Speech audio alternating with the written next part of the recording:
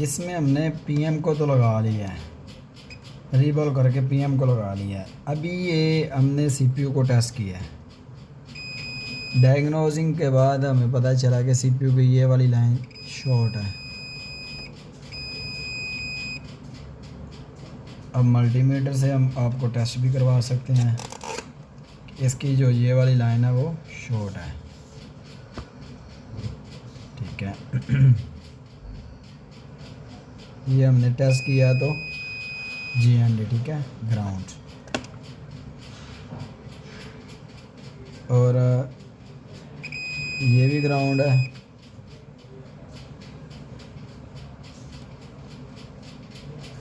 ये valuable point है, इस साइड से एक साइड इसकी ग्राउंड, ये वैल्यूएबल था, जो कि ये देखें शार्ट शो हो रहा है।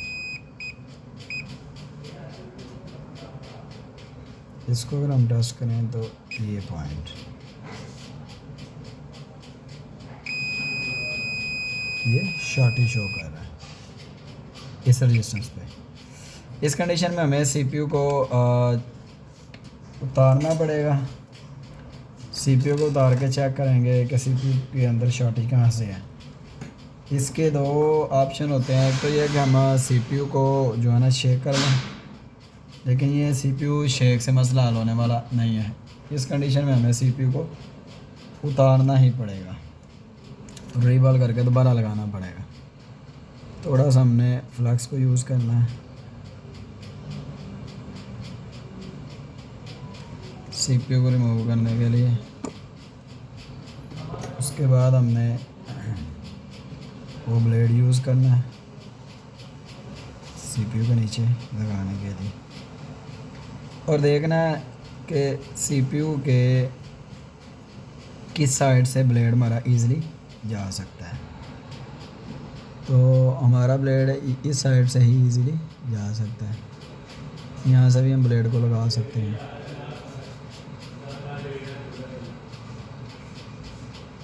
टेम्परेचर हमने रखा है 350 और एयर हमने रखी है 50। ठीक है, इसमें हम इस सीपीयू को उठाएंगे और रीबॉल करके दोबारा से लगा देंगे। ठीक है, तो अभी सीपीयू जो है ना पहले से ही उतरा हुआ है इसका।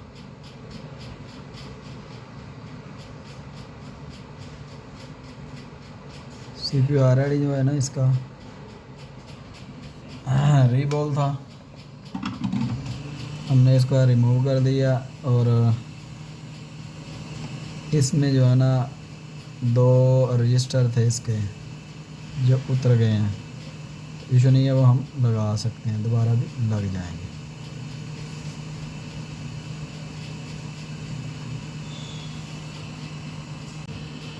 सीपीयू रिमूव करने के बाद अब हम ज़रा इसको अच्छे से जो है ना सीपीयू को क्लीन कर लेते हैं।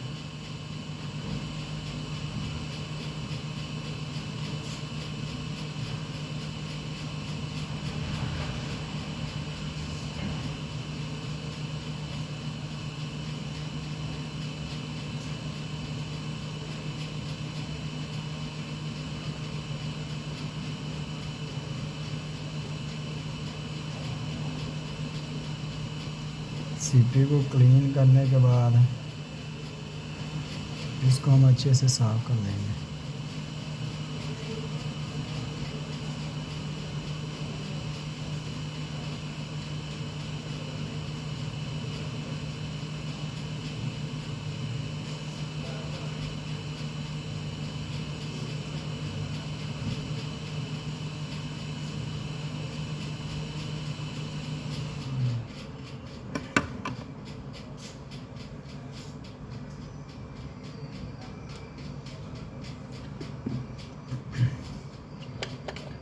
सीपीयू को डिसोल्ड किया है जी, सोल्डिंग से जो सोल्डिंग थी उसको हमने डिसोल्ड किया। ठीक है, अब हम इसको अच्छे से साफ़ कर लेते हैं।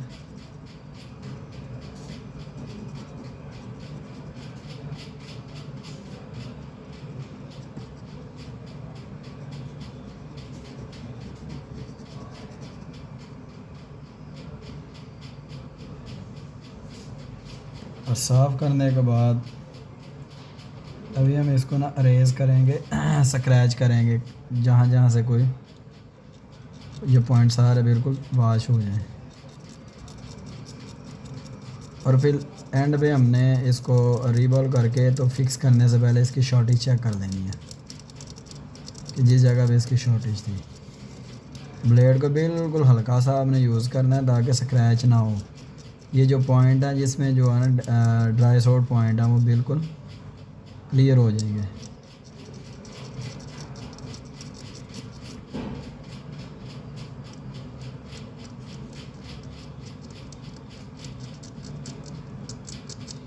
इसमें जो ड्राई सोडिंग पॉइंट होते हैं जिसकी वजह से सीपीयू रीबॉल करके लगाया भी जो है ना वो ज़ाया जाता है। किसी ने पहले इस पर मेहनत की है, सीपीयू रीबॉल करके लगाया हुआ था, लेकिन ये जो पॉइंट नज़र आ रहे हैं ये वाले ये ड्राई सोड है।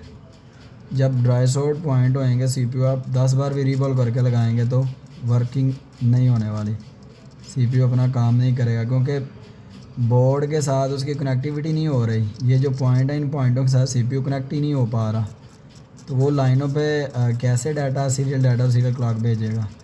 जब सीरियल डाटा सीरियल क्लॉक ही नहीं जाएगा, आईसी मास्टर आईसी स्लेव से कांटेक्ट ही नहीं कर पाएगा, तो फिर ज़ाहिर सी बात है फ़ोन ऑन थोड़ी होएगा, फ़ोन तो काम ही नहीं करेगा। फ़ोन को प्रॉपर वर्क करवाने के लिए हमें एक एक सीपीयू का पॉइंट जो है ना उसको अच्छे से नीट क्लीन करना होगा। जब ये हमारे पॉइंट बिल्कुल नीट एंड क्लीन हो जाएंगे और सीपीयू के पॉइंट इन पॉइंटों पीसीबी के पॉइंटों के साथ अटैच होएंगे तो फ़ोन अपनी जो है ना वो परफॉर्मेंस अच्छी कर देगा। अब ये देखें हमें एक एक पॉइंट इसका बिल्कुल वाज़े क्लियर नज़र आ रहा है बिल्कुल, ठीक है। अभी हम अगर टेस्ट करेंगे शॉर्टेज तो शॉर्टेज हमें मिलनी नहीं चाहिए क्योंकि इसके जिन पॉइंटों में शॉर्टेज थी हमने उसको टेस्ट करना है, ठीक है जी। हमारी शॉर्टेज इस पॉइंट पे अब शॉर्टेज बिल्कुल क्लियर हो गई है, इस पे शॉर्टेज नहीं है, वैल्यू आ रही है। आप लोगों को वैल्यू भी हम चेक करवाते हैं।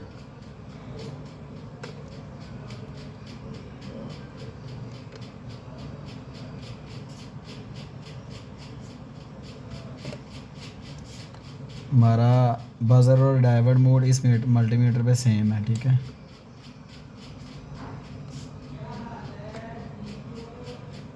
तो इसके जिस पॉइंट पे हमने टेस्ट करना है आपको वो पॉइंट दिखा देते हैं। इसका ये दूसरे वाला ये पॉइंट था, ये देखें ये सिंपल सा है और ये पॉइंट पे शॉर्टेज थी। अब इस पे हमारी GR 530 आ रही है, ठीक हो गया। ये देखें इस पॉइंट पे 500 GR आ रही है, तो मतलब कि हमारा सीपीयू एग्जैक्ट सब साफ़ नहीं था, किसी ने उसको अच्छे से क्लीन नहीं था किया हुआ, और अच्छे वाले क्लींजिंग ना होने की वजह से सीपीयू रीबॉल शायद उन्होंने किसी ने जिसने भी किया उसने सही किया हो, बट यह है कि पॉइंटों की कनेक्टिविटी ही नहीं थी। जब पॉइंटों की कनेक्टिविटी नहीं होएगी तो सीपीयू काम ही नहीं करेगा। तो अभी हम सीपीयू को भी जो है ना वो डिसोल्डिंग वायर से डिसोल्व करते हैं और फिर जो है हमको इसको रिवॉल्व करके दोबारा से अप्लाई करते हैं।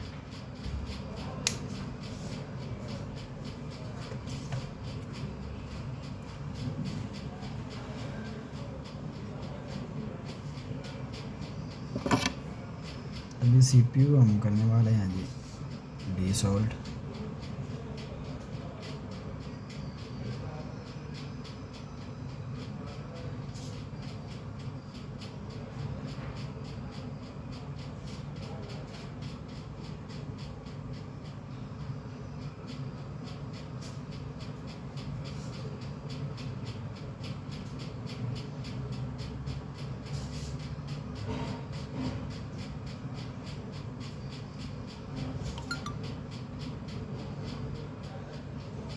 तो ये डिसोल्ड हो चुका है।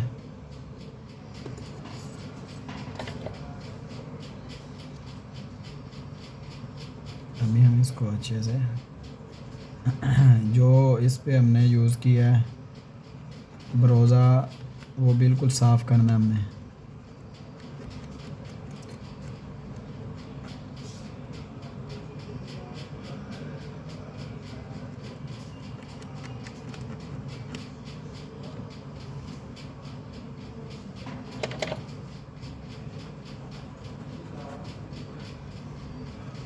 ये हमारी सीपीयू चिप है, ये देखें अभी बिल्कुल नीट हो गई है। तो सीपीयू को फाइनली हमने क्लीन करके तो अभी हम रीबॉल कर रहे हैं।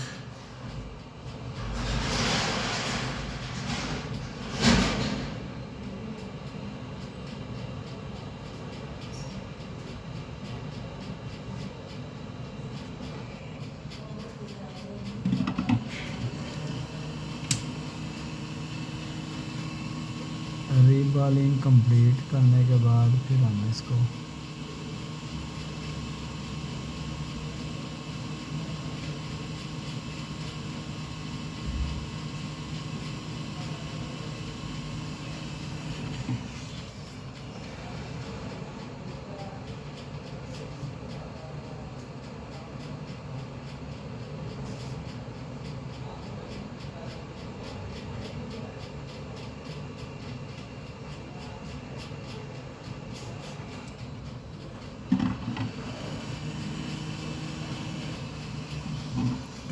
तो फाइनली रीबॉल करने के बाद अब हमने थोड़ा सा फ्लैक्स इसके ऊपर लगाया है। फ्लैक्स लगाने के बाद अभी हम इसको ना दोबारा से री आउट कर रहे हैं ताकि सीपीयू हमारा बिल्कुल ओके हो जाए। ये सारे बॉल इसके दोबारा से हमने बना लिए हैं। रीबॉल भी कंप्लीट कर लिया हमने। अब हम बोर्ड के ऊपर इसको अप्लाई करने वाले हैं।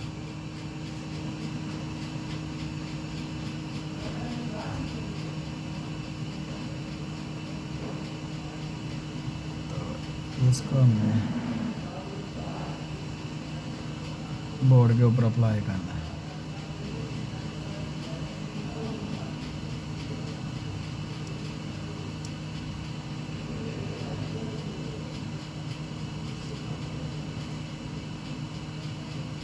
डायरेक्शन मालूम कर लिया हमने। डायरेक्शन मालूम करके फिर हम इसको अभी अप्लाई करेंगे। अभी हम इसको जो है ना सीपीयू को अप्लाई करने वाले हैं।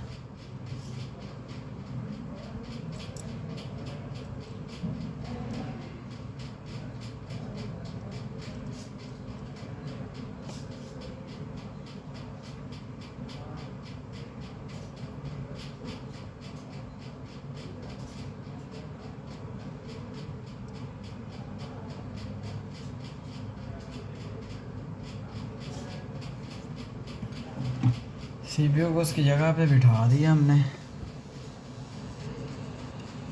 अभी हम जो है ना टेम्परेचर इस पे 350 रखा है, एयर हमने इस पे 50 रखी है, ठीक है।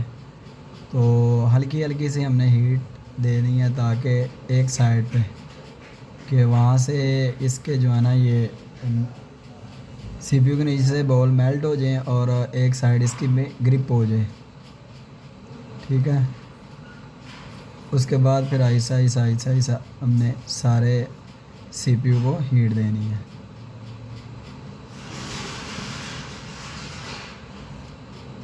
अब हम थोड़ा सा फ्लैक्स यूज़ करेंगे।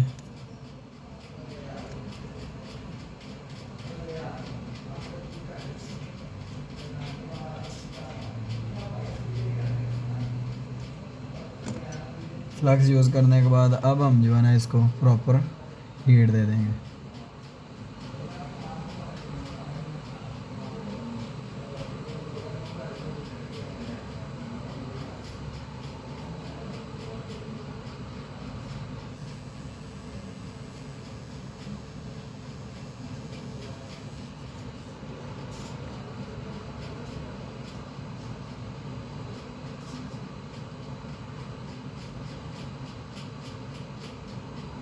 हीट गन के होल्डर को आपने एक जगह पे स्टिल नहीं रखना,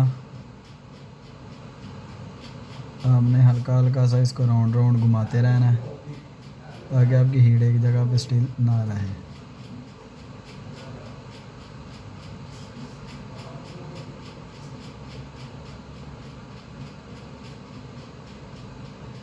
ये हमारा सीपीयू इंस्टॉल हो चुका हुआ है।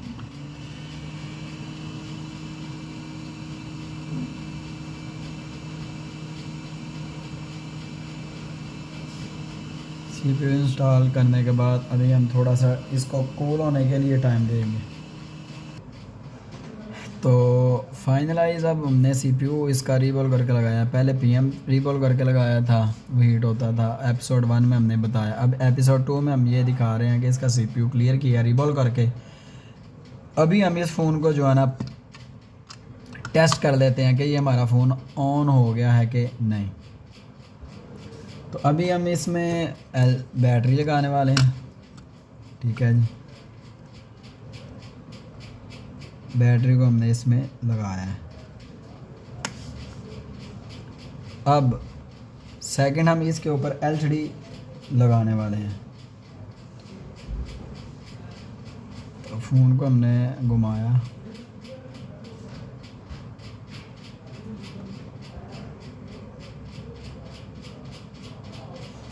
एलसीडी जैक पे हमने एलसीडी को लगाया है।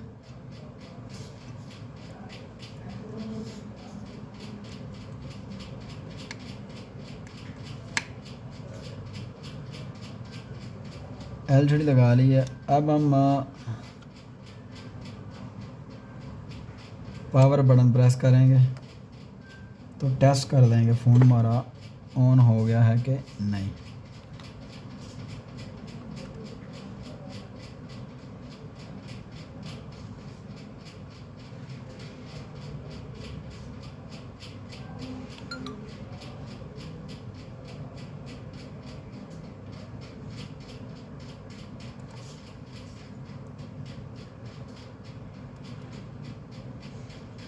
तो इसको हमने प्रेस किया हुआ पीएम पावर बटन को। तो फ़िलहाल कोई चीज़ शो नहीं हुई और अभी ये शो कर गया हुआ है। अल्हम्दुलिल्लाह फ़ोन हमारा ऑन हो गया हुआ है। ये इस पे इन्फिनिक्स आ चुका है, ये देखें।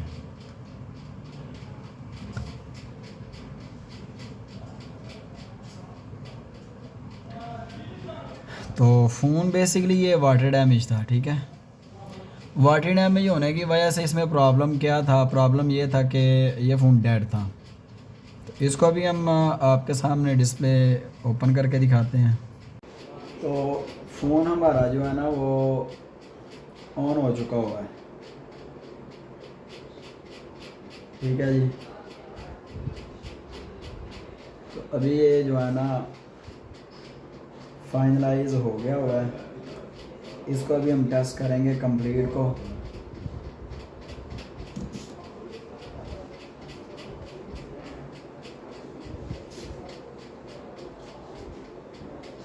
ये कुछ जो है ना वो रॉन्ग पासवर्ड लगने से ना टाइमिंग पे चला जाता है।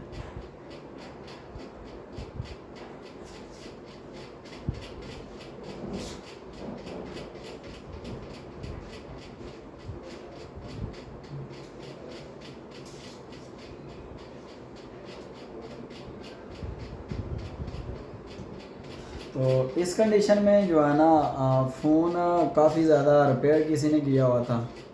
रिपेयर करके तो इसके कंप्लीट तीनों आईसों पे उसने काम किया था। लेकिन हमने भी इस पे मेहनत की है अल्हम्दुलिल्लाह और फ़ोन को जो है ना क्लियर कर दिया। अब देखें आपके सामने ये फ़ोन ऑन है। ये पैनल स्मार्ट 5 का है, लेकिन फ़ोन हमारा X657B हॉट 10 लाइट फ़ोन है, ये हॉट 10 लाइट, ठीक है। तो ये हमारे पास डेड कंडीशन में आया था, वाटर डैमेज था और वाटर डैमेज का प्रूफ अभी तक भी अवेलेबल है। हम आपको टेस्ट करवा देते हैं और बता भी देते हैं कि वाटर डैमेज कैसे हमें मालूम होता है कि ये फ़ोन वाटर डैमेज है। तो मैंने अक्सर वीडियो में जो है ना ये अपने व्यूवर्स के लिए शेयर किया है कि ये रेड, ये वाइट होता है, और जब ये हमारा स्टिकर रेड हो जाए या पिंकिश हो जाए तो फिर ये हमारा फ़ोन वाटर डैमेज होता है। और दूसरे नंबर पे इसकी दूसरी जो है ना वो इसके फ्रंट साइड पे होती है ऐसी, यहाँ से वो गायब है। और किसी और बोर्ड में दिखा सकूँ तो ये देखें, इसका मतलब होता है कि ये भी वाटर डैमेज है। और एज इट इज़ ये फ़ोन वाटर डैमेज था और इसकी कंडीशन आपने चेक कर ली होगी, और इस कंडीशन में था। अल्हम्दुलिल्लाह हमने इस पे काम किया और ये फ़ोन हमारा डन हो गया। तो ठीक है जी, ये इसका एपिसोड नंबर 2 बन गया हुआ है। पहले में हमने सिर्फ डायग्नोस करके बताया था, एपिसोड 2 में हमने इसको क्लियर करके चेक करवा दिया कि फ़ोन ऑन हो गया। चलें ठीक है, मिलते हैं एक और नई वीडियो के साथ, तब तक के लिए अल्लाह हाफ़िज़ व नासिर।